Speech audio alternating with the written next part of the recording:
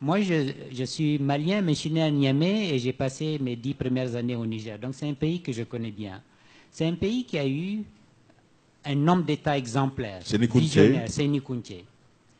Ben, pendant tout le temps où Séni Kountché dirigeait le Niger, il y avait zéro corruption.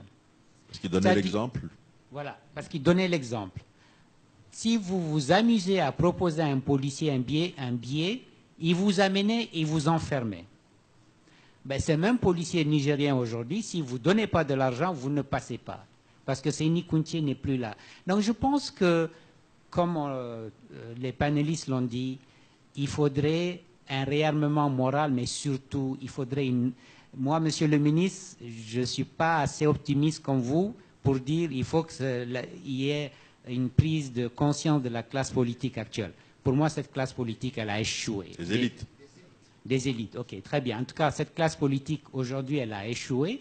Et le problème aussi, c'est que les élites, monsieur le ministre, c'est que souvent les élites, voyant tout ce qui se passe, ne veulent pas venir aux affaires, ne cherchent pas à venir aux affaires, parce que c'est tellement pourri qu'ils se disent, moi je préfère rester dans mon coin, comme le ministre, un éminent intellectuel qui va faire ses consultations, moi je vais gérer mon entreprise, parce qu'on se dit, oulala, la sphère publique c'est tellement pourri, que nous on a des valeurs, donc on ne s'approche pas de la sphère politique. C'est peut-être une erreur.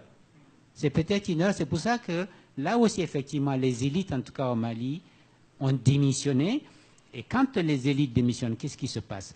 On a une certaine classe qui est sans foi ni loi, qui vient au pouvoir pour jouir des privilèges du pouvoir et pour perpétuer un système de corruption qui n'est pas inscrit dans les gènes d'aucune société. Le sociologue, là, il peut vous le confirmer.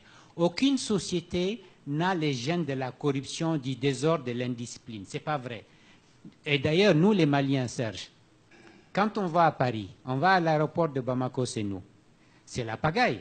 On connaît un policier, on lui donne notre passeport, il enjambe ceux qui sont dans la file et tout ça. Bref, c'est à la malienne, quoi. Donc, on veut toujours les shortcuts, quoi. Et arrivé à Paris... Arrivé à Paris, paf, il y a la ligne rouge là. Vous ne verrez pas un Malien qui a un pied au-dessus de la ligne rouge. Mais qu'est-ce qui fait ça? Mais parce que là-bas, ils savent que ce n'est pas possible. Ils savent qu'à Paris, ce n'est pas possible. On vous dit c'est le rang pour tout le monde.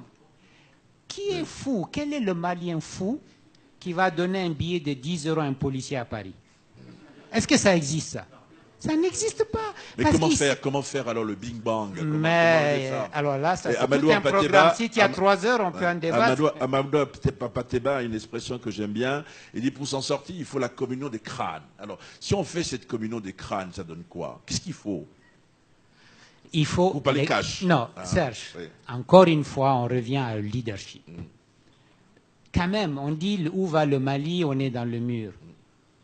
On ne peut pas être aussi bas que le Rwanda l'a été en 1994. C'était un pays détruit.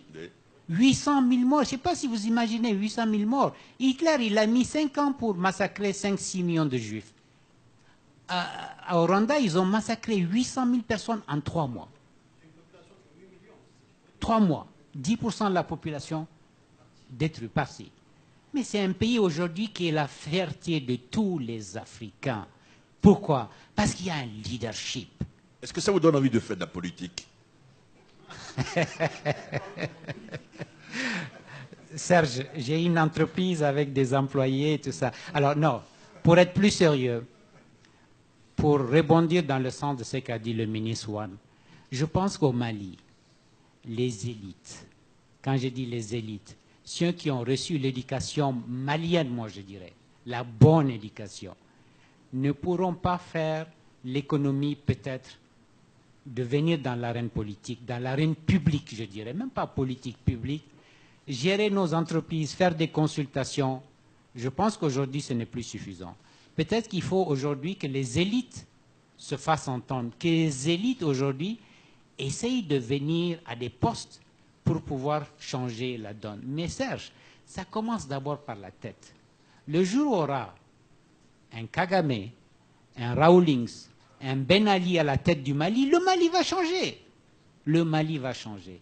Il nous faut un dirigeant visionnaire, qui est en mission, qui est totalement désintéressé par la chose matérielle, qui dit je suis en mission pour sauver mon pays.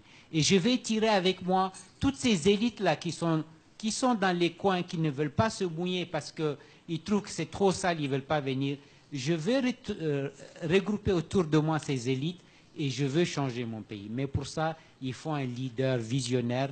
Donc peut-être qu'un jour, on aura un Kagame au Mali qui va venir nous aider à faire ça. Je ne sais pas. Aujourd'hui, ce n'est pas le cas pour vous. Ce n'est pas le cas aujourd'hui. Ah non, c'est loin d'être le cas.